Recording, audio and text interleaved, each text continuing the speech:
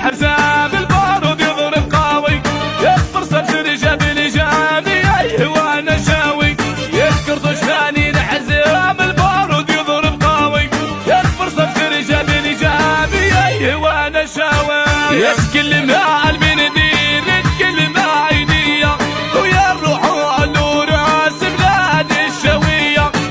Plusieurs jours et cette enquête c'est sur le couscous. Connaître au moins l'origine du couscous, là où il a été inventé, comme où le couscous est né. Les toutes premières traces qu'on a trouvées seraient plutôt en Algérie.